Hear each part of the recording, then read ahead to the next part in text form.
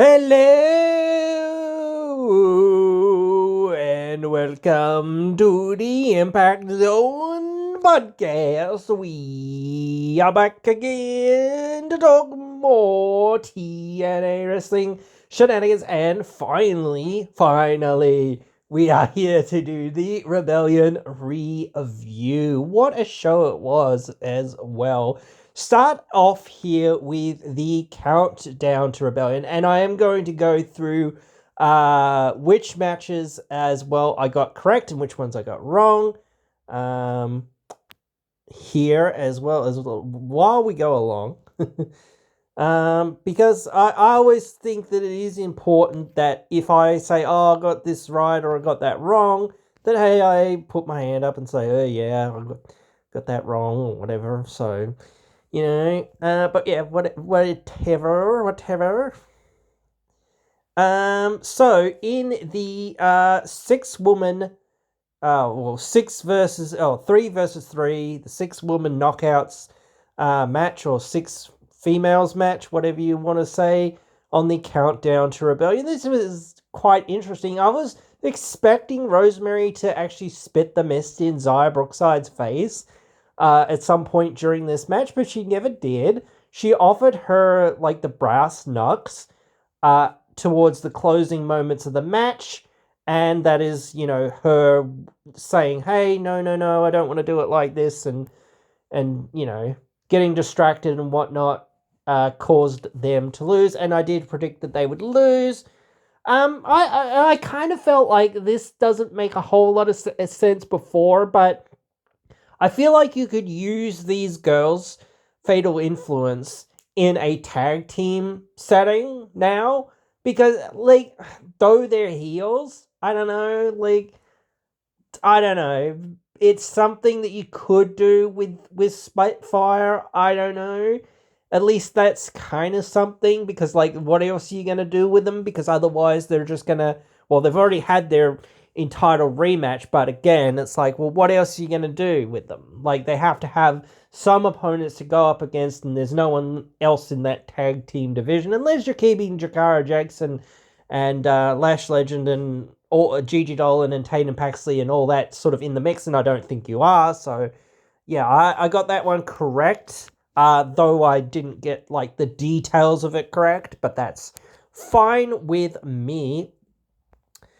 Lots of promo stuff, particularly with, I didn't really say this much in the start of the show, but me and Gia Miller had Tommy Dreamer, Dave LaGreca, O'Shea Jackson Jr. I don't know who he is. He's a person, I guess. So he does some stuff on the panel here, discussing all the matches and stuff coming up and coming through.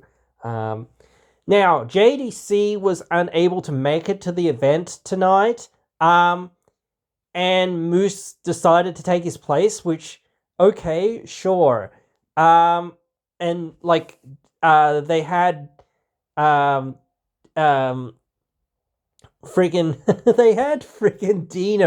Cody Deaner come in there and say, hey, I'll fill in for you.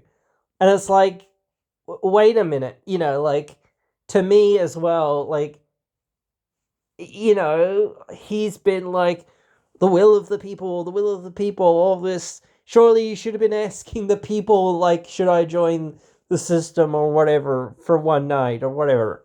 And he's been feuding with the system and been beaten by the system and, well, basically everyone. But still, it was really weird to kind of see that, but whatever. Elijah's Walk with Elijah challenge. I got this one correct because, again, 9 times out of 10, when you have a person versus mystery opponent, the mystery opponent ain't winning. And it was Shane Haste from TMDK from New Japan Pro Wrestling, which is a pretty big surprise. Like, you kind of can forget easily that TNA has that working relationship, or has had a working relationship with New Japan. It kind of hasn't really come up in the last, like, couple of years. So it's like, okay. But again, I guess it's one of those things, they can take independent dates. and whatnot. So, and I don't know what he's like specifically he's doing or whatever. And I don't know much about him. I think we've seen him mostly in tag team action and whatnot here and there, but I don't think he's really had any singles matches in TNA. So I might be wrong. Somebody might correct me on that. But yeah, Shane Haste, he didn't really do a whole lot in this one. He did a little bit of stuff here and there, I guess.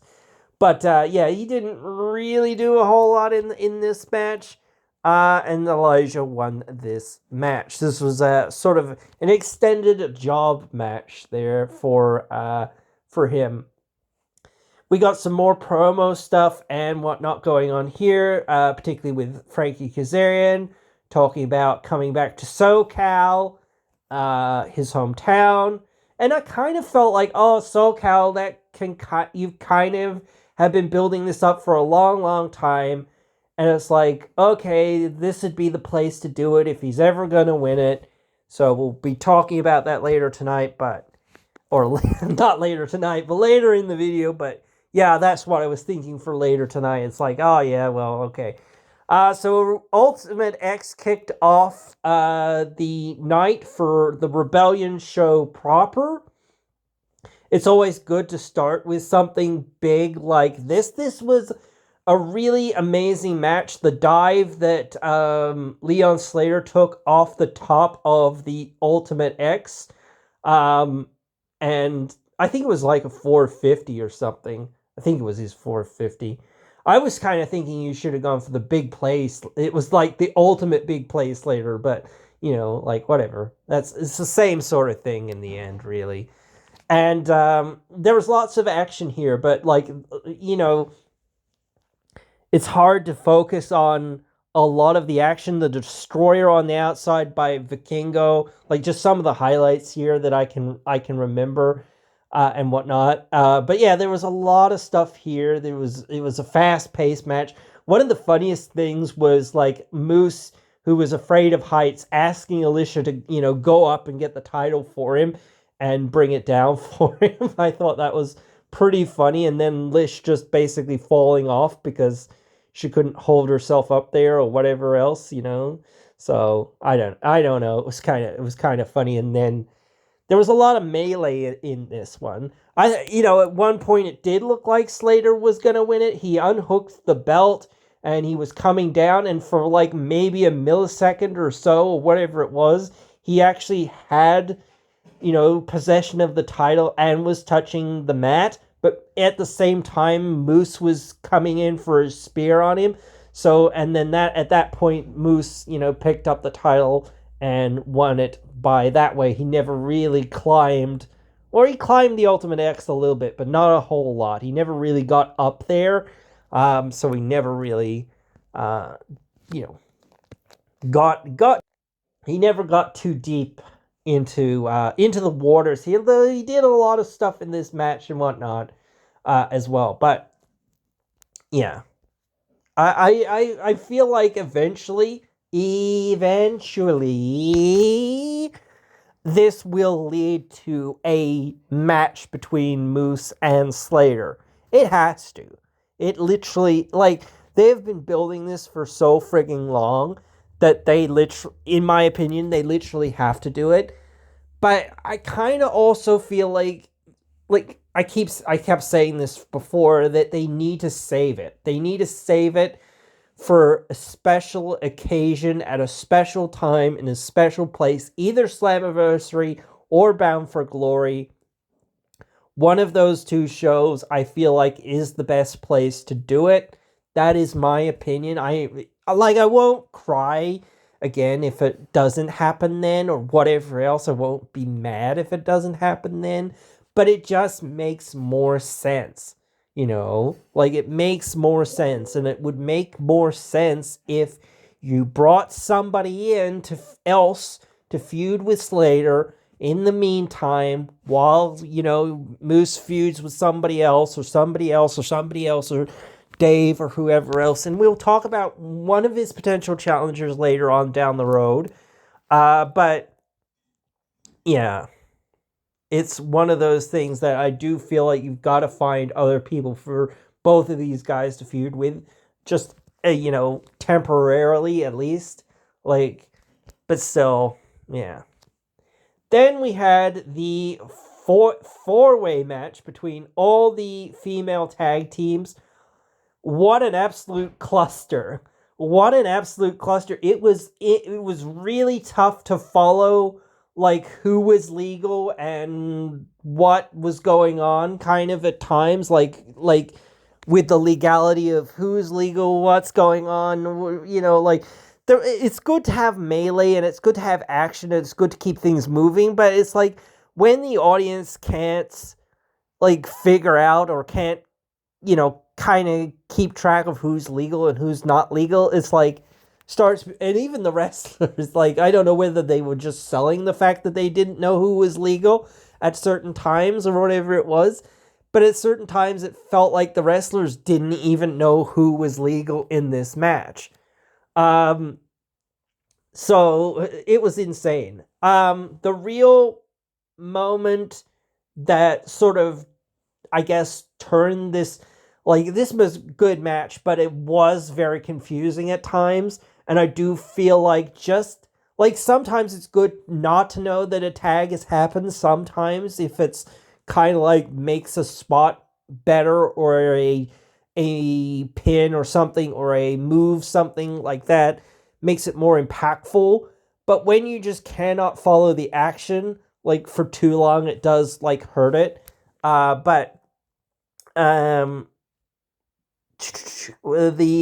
Maggie Lee came down to aid Ash before she got power bombed or triple power bomb suplexed from the top rope, allowing them to take everyone else out and escape with the titles at the end. So did I say that Moose was going to retain before? Yes, I said that Moose was probably going to retain and they were going to keep the belt on him. So I was right there as well. So I was right here as well, thinking that they were going to keep the belts on Heather and Ash because they've basically just won them. It is a really difficult time in the Knockouts tag team. When isn't it? Like, because they basically only got two freaking teams. It's freaking ridiculous. But they've shown, hey, if we had a couple more teams or whatever, we could fucking, fill this division out and we could, showcase some of these other people and do some extra stuff with them.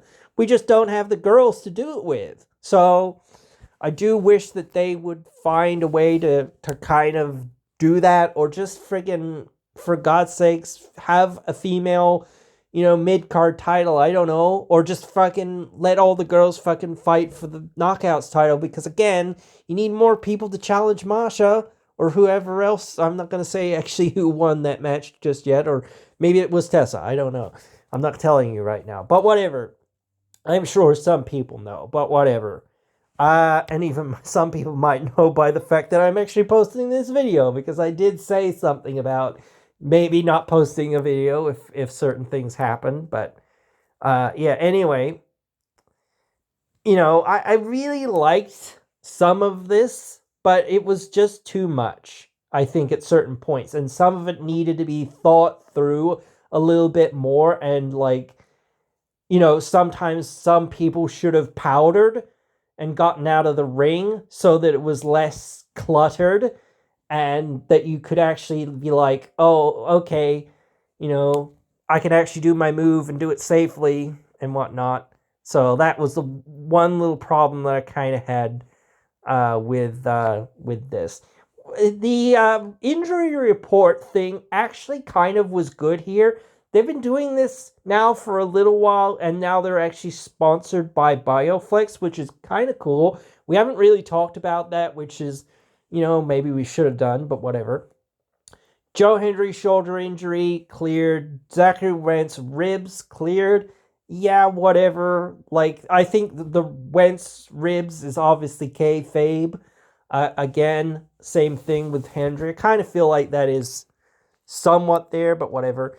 Callahan and Mace Warner, lacerations, out. Okay, that is the first one that it didn't make sense, but it gives you a chance to kind of go, okay, they're gonna reset with these guys, They're gonna come back in a few weeks or a few months or whatever it is, probably a few weeks, and then do something after that. And it's like literally a week or two after that or whatever it was. So, oh no, yeah, about a week, whatever it was. But yeah, so just to say, uh, this is what we're setting up. Here's the seeds. Here's the seeds. Here's what's next. Here's what's next. So that's fine. Because again, you're reminding people, hey, we haven't forgot about these guys, and if you're wondering where the fuck they are, hey, they're out, they're injured, whatever. Okay, cool. Because at least then that gives fans sometimes that context of saying, oh, where is this person? Why aren't they here? Oh yeah, they fucking killed each other last a week ago, whatever it fucking was. They're out with injuries. Fucking make it easy. And some of this, again, why is Killer Kelly not here? Fucking pregnant. You should have had fucking what's the name? What's her name? Kylan King out. Injury. Fucking just do everyone that's fucking injured. Chris Bay, injured, out. Cover everyone. Cover as many people as you can. Anyway, then Elijah had a promo about his match and said that he'd be watching the Triple Threat later on tonight. And it really feels like they're building up to Elijah and Joe, probably at Slammiversary. So I could see that. Or maybe some sort of Triple Threat or some sort of Fatal 4-Way or something like that. I don't know. But whatever. Fine with me. The System took on Eddie I'm about to say Eddie Edwards. Ace Austin and the Rascals with Sean Waltman in their corner. JDC, as I said, was unable to get here because of travel issues. Hats off, though, to Moose to have a second match. I know he didn't, I kind of was oh, he didn't do that much, but he actually did quite a lot. He did a lot of moves, and he did a lot of stuff in his first match. He didn't really climb the ropes, he climbed the ropes, but whatever. He didn't really get that much up there that much, so it's that's fine. But, I think, it happens where you've got to have 2 or 3 or 4 or 5 or 6 or 7 or whatever number of matches it is sometimes, but on the same show, it can happen, but again, it's fairly rare. And for a guy like him, who's not saying he phones it in, but he kind of phones it in sometimes because he can, and that's fair enough, because again, if you say, oh, well, I'll phone it in on, the TV show. He mostly phones it in on the TV show. And this was, again, the match before was kind of a little bit of a phone in, but, still, you're doing things to keep yourself over and to keep the story going and to make people go, okay, we can kind of see where this is going or why this is going this way. And it actually kind of led to something very interesting in this match, which I will get to in a minute. But this was probably almost standard matches. I think the 6-man, though, whatever. This was probably one of the best regular matches, I think it's probably second best, but whatever. I think it's up there with the other matches that don't have stipulations or whatever else attached to them. So this was probably the best match. I was surprised. Oh, not surprised, but I was surprised that Sean Waltman got involved to the level that he did, because I felt you know, he's he's not he I don't know how ready he is to go or what shape he's kind of in. I was kind of thinking, oh, this guy, he might not be able to do all a lot, whatever, so I wasn't expecting much.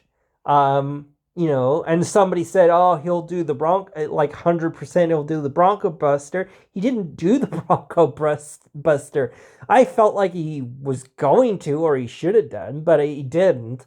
Like that was interesting. Actually, one thing that was kind of cool was like all the Ace Austin and the Rascals were all dressed like members of DX, which was kind of like weird and kind of funny in some ways. So that was kind of, and they were doing the crotch chop stuff or whatever and all that stuff, and doing some of uh the bits of some of the other the DX members, like the shake, rattle, and roll from the Road Dogg, and Ace Austin had the kisses and the hearts and whatnot on his gear to represent Mr. Ass and whatnot, and things like that. So like they did a lot, and then they actually did the Bronco Buster on the guys, and they actually used the X Factor. Actually, the best use of the X Factor was when Moose went for a spear and Wentz counted it into an X Factor. That was like I was like this. I was thinking, oh, Moose is gonna like tear him apart, but oh, here we go. Look out, you know. And Wentz got the eventual pin on Moose, which is very important because before we said this with Jeff Hardy, same sort of thing here. It kind of led to a match, between him and Moose. It was 2 pinfalls, but whatever. One's enough, in my opinion, to say he should get a match.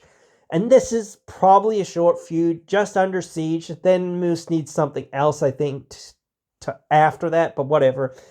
That's fine, I think. Still, you could still find somebody else for him to fight easily. But yeah, maybe even Trey. I don't know. It doesn't really matter. But still, like, you've got to have him have opponents. So, and I know people are like, oh, well, what about Leon? But yeah, like, Leon needs an opponent too. Like, you can't just let him have the belt. It's one of those things. You got to build it up and then, like, have that culmination at the right moment. One of the best moments, I think, was when X-Pac was like, or Sean was like delivering leg lariats to basically everyone behind the referee's back after the system had been cheating or trying to cheat whole match, basically, and whatnot. Yeah, or have traditionally cheated. So it's like, oh yeah, this back in your face.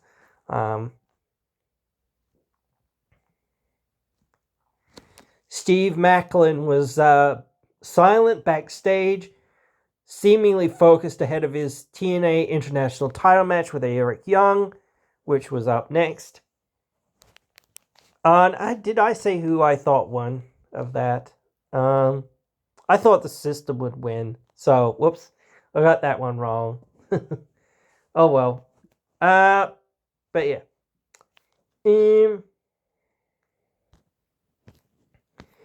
Now I thought Macklin would win this, and he did. This was this was the best singles match. No, it was the second best singles match, I think, on this show. But yeah, this was great. This was great stuff here.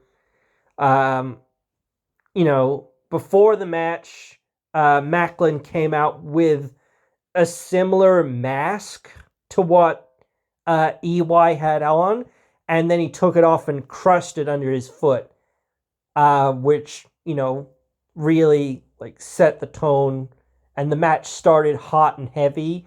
So yeah, that was kind of cool to see that moment. And Eric Young had a different theme music. I think it was kind of the same theme music, but it was kind of slowed down.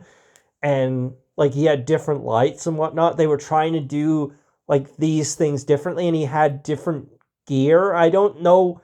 One thing I don't know about his gear was it seemed kind of like almost unfinished, especially his tights seemed not quite finished.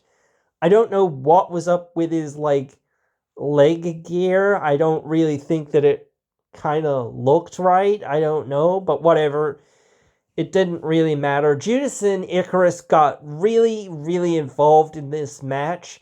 Um, a fair bit, but Macklin did overcome the odds, and but yet at the end, the Northern Armory attacked Macklin and left him laying in a pile. But this was an absolutely crazy match. One of the best spots was like a callback to, I think it was like Sacrifice. I think where Macklin goes for his, you know, uh, caught in the crosshairs dive basically in the corner, and he basically fell right out of the ring. I don't know how he got himself bloody on the top of his head, what it was specifically from, but somehow he cut himself on the top of his, like right in his hair line, like, so I don't know how he did that, but yeah, it was a crazy fight with the fact that Macklin was, I don't know, I think like the blood must have been intentional. I don't know, but then again, it didn't feel like it really was in some ways, and it didn't really make sense to why he was kind of bleeding. So I don't know. I don't know. But whatever. Great stuff, and I'll wait to see more of like where this goes, because obviously it's not freaking over. So you ask yourself like what's the next thing for these guys? And I don't know. It's tough to say because it's like what match besides like a steel cage or something like that to keep the Northern Armory out or whatever would suit this feud, and like what match hasn't really been done in a while. It's like really tough to sort of say. So I'm interested to see where this goes and what goes on here. Other match that was very violent, Falls Count Anywhere, here between Santana and Ali. Personal, like I said, I think this should have been saved. It should have been like way down the track, but like whatever. In some ways, it's kind of cool to have both your guys kind of elevating each other to be like, or trying to elevate both guys in some ways. Order 4 really got heavily involved in this match at different times. Specifically starting in like the when they were outside the ring in the stairwells. So it was funny to see like Skylar back, and it never was really explained how that kind of happened or whatever else it was. So, and it wasn't really explained like what exactly happened to him or whatever either. But still, I almost couldn't believe like it when like I thought, oh, this is getting crazy with like Order 4 everywhere. And then I can't remember how Santana got cut across his like head. I think it was with the baseball bat. I think it was from the bat. I'm not 100% sure with the barbed wire. But he got cut, bro, with something there at some point in the match. And he was bleeding like a freaking stuffed pig. Absolutely bleeding all over the face. Um, this was so violent. There was so much like going on. Um, like the dive that Ali took off of the top of the stairwell into basically all the bodies. Um, the Death Valley driver into the chairs. the coast to coast that was basically on the outside of the ring. Um, you know, uh, the 450 through the table. Um, the good hand or great hands getting handcuffed to the ring, or to the handcuffed to the ring. Then Tasha Steelz coming out and getting basically put through table. Santana suplexing Ali off the steps through a table. That I thought that was it. Like, I really thought that was it. Like, then the barbed wire, but then Santana blocked like a second shot, I think, with it, which led to Santana being able to reverse it and hit the spinning block 50 and winning this match. So this was a crazy match. This was so crazy, and I was kind of happy to see Santana won in some ways, because like everything in the match layout made you feel like he'd earned it. You know, so, and I don't know, you start to wonder what you're going to do with Ali, or what you're going to kind of do with some of these guys, or whatever else it is after this. So it's like interesting to ask. We have a brand new signee.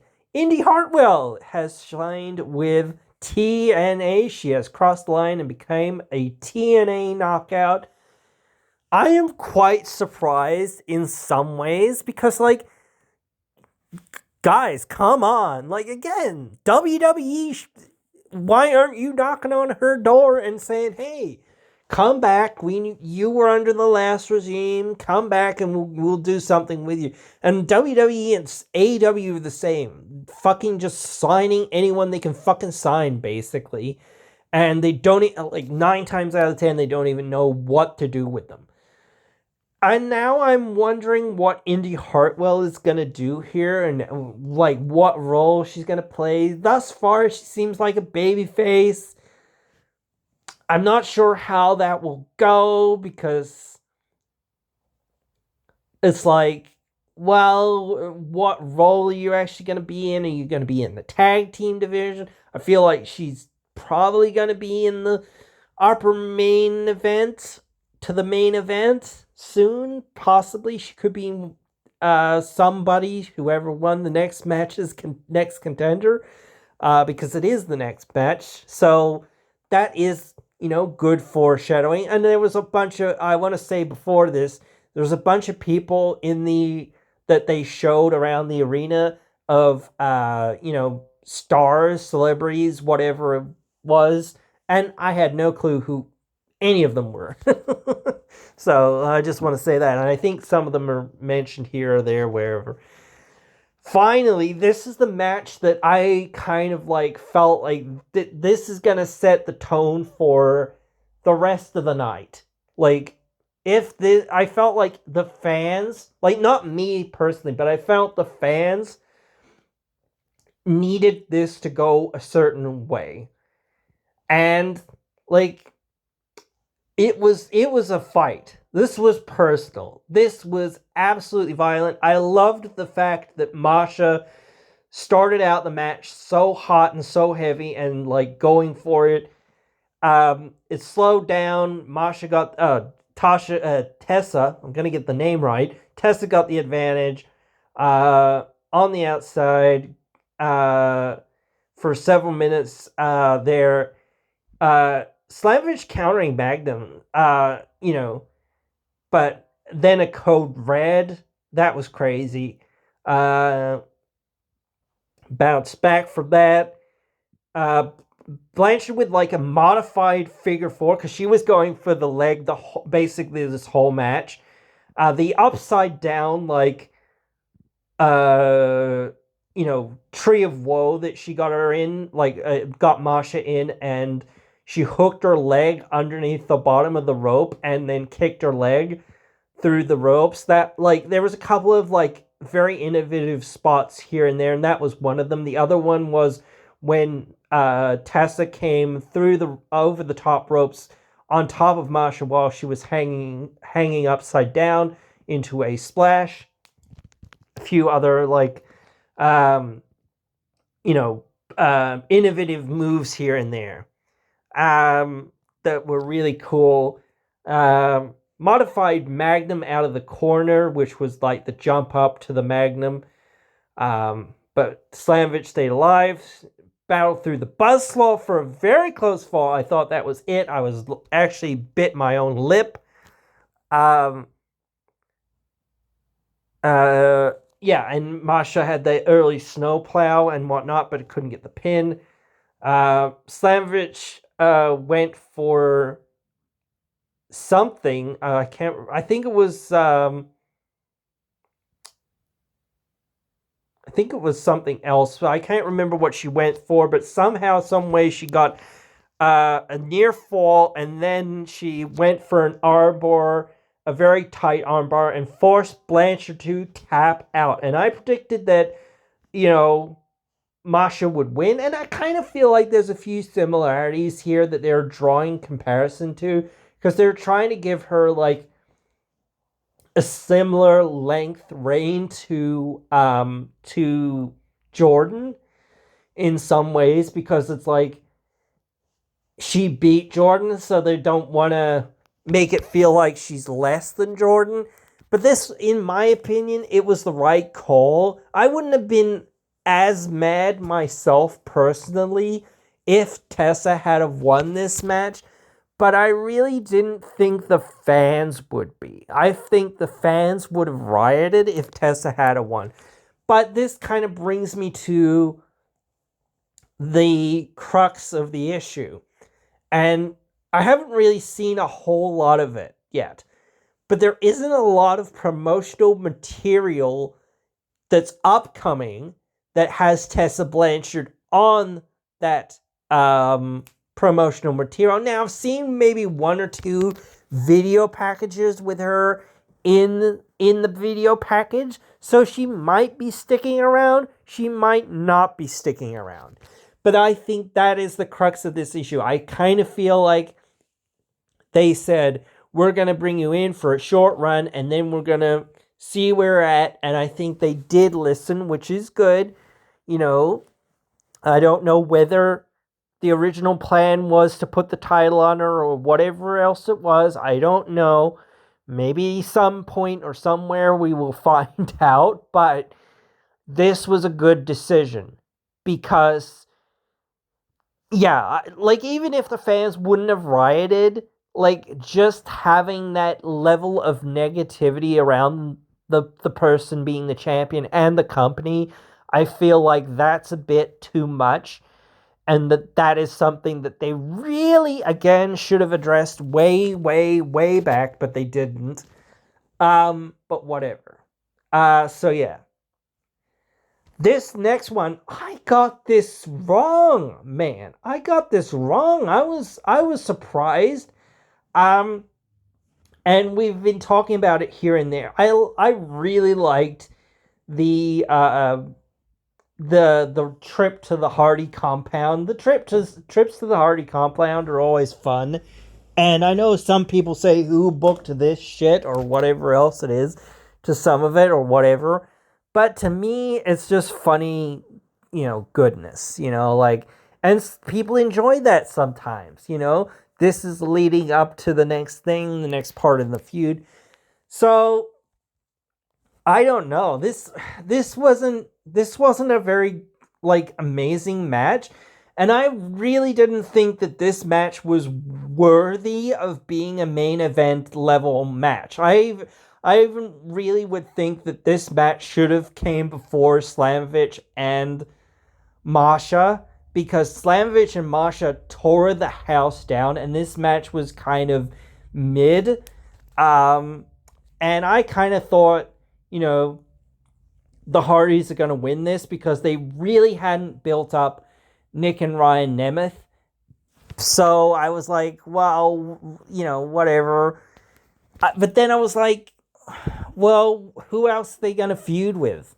Like, and the thing is, like, I don't know how much longer the Hardys are around, but again, it's not that long. It is a fair while. It's at least like what are we now? 4 months in. So it's at least another like what was it? They I think it was just before Bound for Glory that they said they'd sign for a year or whatever it was. So we've got another 4 or so more months before then. I think it is something like that. Maybe a little bit more, maybe a bit less. I can't remember. But whatever. Again, you've got to think the Hardys aren't gonna be around for even in TNA forever, let alone in wrestling forever. And yes, they're big movers and they're popular and people like them and all of this stuff, but you can't keep them there where they're at. You've got to have other guys and you've got to have your other teams, doing things and being relevant teams, not just saying, oh, well, we don't know what to do with you this week or whatever else it is, so we'll give you a random, match against somebody, like Moose or whoever it is. But again, okay, that's not that bad for, like, not random, but kind of a random match, because it's like, at least I'm in there with the X Division champion if you're Wentz or whoever else it is that's going to challenge him or whatever else it is. It's like, at least it makes some sort of, like, place for you to say, hey, well, I'm still going up against one of the major stars in our company and, for a major title. So, yeah, lots of brawling in this one. Yeah, but lots of traditional, like, sort of heel stuff from the heels. Like, the match started out pretty hot again with the Hardys attacking. Jeff went off the attack, dropping an elbow on Nick, and then catching him with a whisper in the wind a bit later after a hot tag. The Hardys have Nick beat with the plot twist, but then Ryan makes the save. Nick turns the tide with the Famouser to Jeff. Magically gets in the way of the referee while Jeff is getting the pin. Ryan prevents Jeff from hitting the swanton. Matt introduces a steel chair, but Ryan uses it against him. Like, that was crazy. Nick goes low on gives Jeff a low blow while the referee was distracted. Nick gives Jeff the zigzag or the danger zone, but Ryan tags in to get the pin and the win. I'm not mad at this. I'm just kind of mad at the fact that there's been no real build to this. And you can do that sometimes, and I was kind of thinking this when I was watching it. They will establish themselves as the defending, or as being worthy of holding those belts while holding the belts. So that's the point of their run. They are heels. I get that again. But still, like, to me, you should have got at least one win or something somewhere or somehow, like, as a team or something, so that you felt like, oh shit, they've got the Hardys number or something. But yeah, whatever. This was just okay, I think. I don't know why, but it like this match was a okay match, and everyone loves the Hardys and that, but it didn't deliver like Slamovich and Masha and Tessa, and it didn't really deliver like a lot of the other matches like Santana and Ali. I don't even think it like was up there with like the international championship match between Young and Macklin. And it's not bad to have these cool down matches, but again, I don't know. I think it wasn't even much better. I think the Rascals in Austin versus the system was better than this. Yeah. I think the 4-way match between the knockouts maybe was the only match that wasn't as good as this match, just because of how confusing it was at times. But I think, like, if it was a little bit more clear who was legal at times, I think that the knockouts 4-way match was probably better than this. So it was like the weakest match that was on the card, and I don't know why. It just didn't click and didn't deliver like I felt like it should, and especially for the semi-main event and one of the 3 main events. Anyway, I got that one wrong. As I said, last match, the main event of the evening. Joe Hendry defending against Kazarian and Ethan Page. Like, again, I felt like starting to think, like, is this the time to pull the trigger on Kazarian? I don't know. Like, again, you start asking yourself that question of how long has TNA got Joe? And who is there else for him to feud against? We kind of got somewhat of an answer to that here, but, like, I'm talking major challengers. But then again, you've got Elijah, so that is there. Hendry went for an early standing ovation on Kazarian, but he couldn't quite get it. Hendry leaps over the ropes, taking out both of his opponents.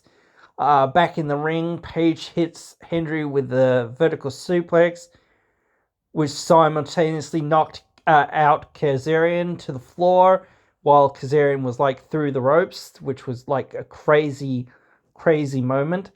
Hendry powers out of a submission from Page. Kazarian catches Hendry with his springboard drop, leg drop. Everyone got took down in a Tower of Doom out from the corner. Page sent Kazarian crashing into the Timekeeper's table. There'd been a table set up at ringside here for quite a while. Page spiked Hendry with a DDT on the outside, who got cut off by Page with the cord shot trophy. Kazarian hits the Fade to Black on Hendry, but Page broke the count. All 3 men were exchanging in the middle of the ring. Hendry broke free of Chicken Wing, then dropped Kazarian, or dropped Page in the ring, and then took Kazarian out to the outside and put Kazarian through the table with an AA. Page hit Hendry with a cutter on the TNA title, but wasn't quite enough. I actually thought that might be the end of the match.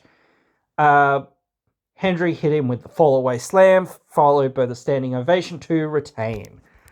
So it was crazy. It was crazy stuff, and I'll get to the last little bit here. But I kind of feel like the last match, I kind of can understand kind of why, another reason why they put the title on the Hardys took the title off the Hardys right now. And that is because, like, they want to save them. They want to save them for the biggest matches and the most important matches. They're popular, but the level at which they can go is still kind of low. So they can't deliver like they used to. So kind of, taking that pressure off and saying you don't have to carry the titles anymore. You guys can just, like, be here and do your thing and, like, do it to your best of abilities, but, like, you don't have to do that anymore. But, like, on the way out, which is, like, starting now, you're going to start putting more people over more, I think. And that might not be so popular. Like, if they go up against the Rascals or the System, I guess the System, like, the most, but, like, still with the Rascals, still same thing. Kind of feels like you'll put some of these guys over, like, on the way out or whatever else it is. Same with the Nemesis, like, or the Good Hands or someone else or something else. It's like, okay, but at the same time, what will that really do? Like, will that really be that big of a feather in the cap, or like even Sinner and Saint? How big of a feather in the cap will that be if they just go back to, being somebody's lackey or doing something else? It's like, yeah, they really need to be a tag team, not just lackeys for somebody. So, but yeah. I feel like the opposite is true here. Probably the reason why they didn't pull the trigger on Kazarian is the same sort of thing. Like, obviously, we've talked about this. The main reason why people from NXT or TNA haven't really won the belt and whatnot. I might do a deeper dive into it, but it's really tough. But yeah, certainly it feels like Hendry is, is the guy right now. And it's tough to kind of see who will take that belt off of him. So I'll be interested to see how they work that out and how they bring that together and that sort of thing. I don't know. It's going to be really interesting. But yeah, they certainly didn't put the belt on Kazarian, probably because they felt like, even though he delivered well in this match, he probably can't deliver at the high level that they kind of expect people to deliver at, which means that, hey, well, we don't really think that this is the right path to go down with you, because he was like the most likely person to win this besides Joe, in my opinion. So yeah, but I think that's potentially why. It might not be 100% true, but again, you start looking at the other flip side of the coin, like, same sort of thing. He's a lot older. He can still, go to a certain level. And, hey, there's a lot of young wrestlers that he can put over sort of on the way out, so to speak. Or on the way down, so to speak, as well. Like, he got a lot of wins over a lot of people, and he could go into that international title scene or whatever as well. I don't know. What else are you going to do with the guy? I don't know, but whatever. I know what he wants, but is he going to get it? Like, maybe he should get another title match at some point. I don't know. But sort of, I still don't think that it's still worth the time to put the belt on him because of those reasons. It's like, once you put the belt on him, especially right now, it's like, you're getting closer to Slammiversary, so it like makes no sense to put it on him there, and it doesn't really make much sense to put it on him just before it, because he'll probably either lose it at Slammiversary or lose it at Bound for Glory. So it's like, well, why are you going to do that? Type thing. But still, NXT's Trick Williams has crossed the line, baby. He came out to lay out Joe Hendry after the match. So obviously this is the person that is going to be challenging Joe Hendry next at Under Siege. And obviously, unfortunately for Mr. Trick, he ain't winning that TNA title.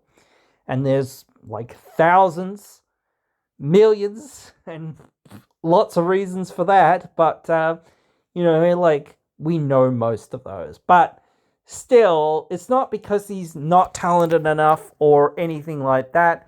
But again, this is something in some ways to bring him over and say, hey, let's try to bump him up to that world title level, or make people kind of see him as a world title contender. And I was thinking there the other day that he has, I don't know when he turned heel, or how he turned heel, or whatever else, because I don't pay much attention to NXT. But now he's a heel, it kind of helps him out, because the thing is, you cannot stay a babyface like for too long. Joe Hendry is like a really beloved person, like for the most part. So it's like he has stayed a babyface for a very long time. But at a certain point, especially in WWE, it's like the ADHD kind of gets a hold of people, I think, and it's like time to change it up, every few weeks or whatever it is. I don't know. But the fact that you can change from being babyface to heel is a talent. And it is something that, I think is necessary for people to do and to have the ability to do, to play the most compelling babyface, but also yet the most compelling heel. Because again, if you're only going to be able to be good at doing one thing, then you're really not like that good at doing what this sport and what this entertainment product kind of wants, especially in WWE. But like, you don't need to flip-flop every few minutes or few weeks or few seconds or whatever else it is. But certainly the ability to be a heel, be a face, change back and forth or whatever it is every now and again when it's starting to get stale, or when people are like, hey, well, we're actually ready to cheer for you. But the most important thing to do if you're a babyface is to kind of keep the same kind of attitude or same kind of personality traits for the most part, but now just be doing kind of the right thing, more or less. Don't lose any of that kind of charisma that you kind of had, or kind of presence that you kind of had. Don't be just like here and smiling and clapping and cheering and whatnot. Be like, yeah, I'm a badass asshole, but or whatever. But I'm cool, and I'm a friendly person, or whatever else it is, and I've just got a lot of charisma and whatever else it is. That's like the best, in my opinion, babyface. That's what you should be. But yeah, I think the triple threat was really good. I think like having Trick coming out, Joe Hendry's come over to NXT.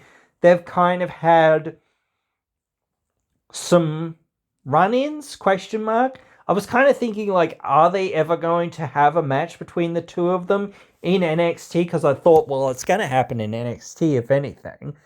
I actually felt like Trick was going to turn on Joe Hendry at some point, but whatever, it doesn't really matter. But now, like, they're going to have a match, most likely, at least anyway. But yeah, seems like this will be kind of cool to kind of call back to that stuff.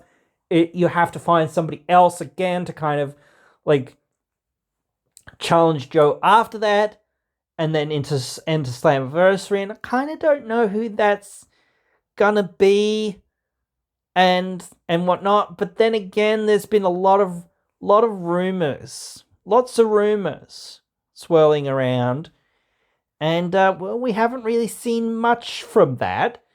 But next week's TNA Impact is live, so we might find out then, maybe, but then again, we might only find out at Under Siege, or even, like, after that. I'm not too sure. The thing is, we didn't really cover this, but they sold out tonight. They sold out, like, 5 to 6K seats, something like that. I'm not 100% sure. I'm sure the final number will be out there at some point somewhere, and we'll be able to find out what they got there for their seating.